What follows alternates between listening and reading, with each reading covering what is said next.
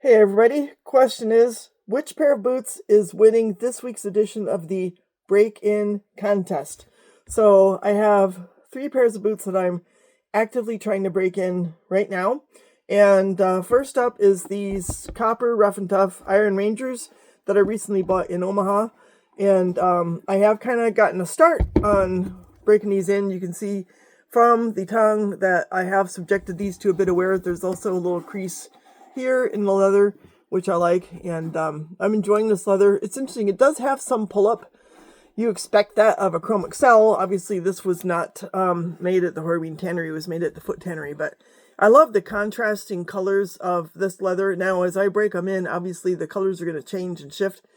What I don't see this week is a lot of dust, which is probably because I actually tried to take care of that and wipe it off. But to be honest, I haven't worn these quite as much as I have a couple of my other pairs of boots, but I have worn them some. There is a sign of some wear going on the heel. We'll check this one out. Similar, I like the color differentiation. And I like how the color differentiation is kind of, it's like parallel, in the boots. And let's just check this one out. Yeah, so, just a little bit of wear on the heel. I've worn them. And I don't think these are going to be hard to break in, given that I've had the same leather on the blacksmiths, and I kind of broke in the shit out of that. So I'm not too worried. Again, I got a nice crease going here across the toe. So making good progress, and these are beautiful boots, even though I do intend to try to make them look like they've earned their right to be on my feet.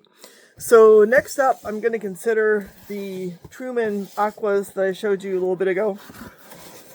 And with these boots, so I've gotten them to the point where I can wear them without suffering undue pain, which is a big improvement over the first few times when I had to, excuse the noise, I had to use a shoehorn to get them on. Fortunately, get this box out of the way, the Taft store in New York, when I bought that pair of Taft boots, which I also need to break in, I've only worn them a couple times, gave me this beautiful long shoehorn. It was about that long, maybe that long.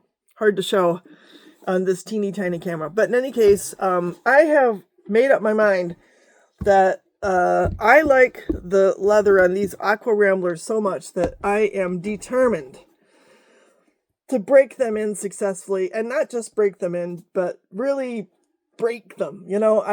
This leather is tough, and I learned a lot when I posted the video about the boots, that the leather is shrunken. Other viewers have said, yes, it really is a tough leather, even though it's from Stead, and I've even seen it billed as a suede, which I don't know. I mean, yeah, there are some qualities on it that look like a rough out, and it's not smooth on the inside, so for all I know, it is a suede, and it is a shrunken suede, and that's why it's really thick and really tough.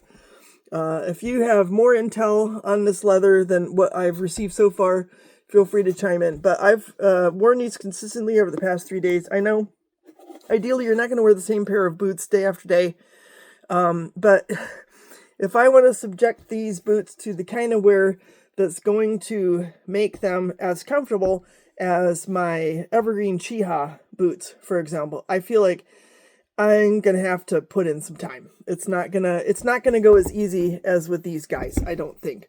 So that's my suspicion based on how much I've worn them so far. So you can see, I'm definitely putting in the effort, and on the bottom there's wear that is quite apparent, and the heels are already sort of showing the signs of the time I'm putting into them. But, even over the toe here, yeah, I can see, I mean, I'm kind of making a crease, but it's not as evident as what you see on the side. So here, we definitely see some concave depressions, which I like seeing, and if you look on the other side, look at that. So this definitely is evidence that I'm doing something. I'm making a difference. Checking out the other boot, see similar I like the play of light and shadow on this leather. I have to work hard to keep the dust off because since it is kind of a rougher leather, the dust just wants to sink in there. But there's some more evidence that, this is not your average smooth kind of leather. I mean, look at that. That's a lot of texture on there. It's such a pleasure to have on my feet, and I love the color. It's unusual, it's distinctive, it helps me to be me in a way that brown and black won't. Sorry, guys. So I'm just really making a point of, I'm gonna break these in. I'm gonna be successful. I had them on yesterday for 3 or 4 hours. I didn't have any particular pain. They felt a little bit Herman Munsterish, with those boots that he wore that were like rocks. But I was comfortable, I was supported, and I feel like I can keep on doing that, and that over time these boots will succumb to my intentions and be the worn out wonders that I want them to be. So number one in today's lineup, the winners of the We're Getting Broken In contest are these Writer's Room 4331 Iron Ranger boots from the designers in Hamburg.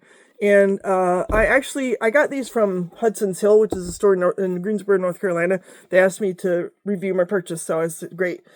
Very, very happy. And they got these to me within just a few days. It was just a seamless ordering, receiving process. I would buy from them again if they ever have something this unusual.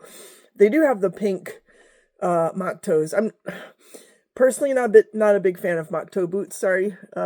If you love them, I don't know. I just haven't gotten there yet. Maybe one of these days. Cap toes, yeah, I need a. But in any case, these are my favorite Iron Rangers. I feel like they're the best build based on my experience and also based on getting these boots broken in. So you can see serious creasing going on there. I have worn these a fair amount for hours at a time. I still have a little issue with this side, especially on my left foot. I have kind of a bone sticking out, and I'm sure I'm not the only one. I think I saw another person comment on a video that said, yeah, I have the same pressure point because they're like, I don't know, 4 pieces of leather and fabric and stitching meeting at this one same spot. So it just takes a little bit of extra time. So, I don't wear these 2 or 3 days in a row. I would get bruised, but they're coming, and you can tell from the tongue, lots of good breaking in there. And again, on the sides, we have these depressions, which I love that they start making your boots yours. I love seeing that personalization. The more you wear the boots, the more they betray your activities, your efforts, your work, who you are, and that's just such a satisfying thing. I don't get the same satisfaction from my Pumas because there's less of them, right? With boots, you've got the toe going on, and you've got the tongue, and you've got the back and the sides and the sole. I mean, it's just like the whole package. So these guys are breaking in really nicely. Of these 3 pairs of boots, these are the most comfortable. And at some point, I'm sort of planning on reaching that point with my Aqua Trumans. It's going to take a little bit longer, and I'm perfectly willing to put in the time.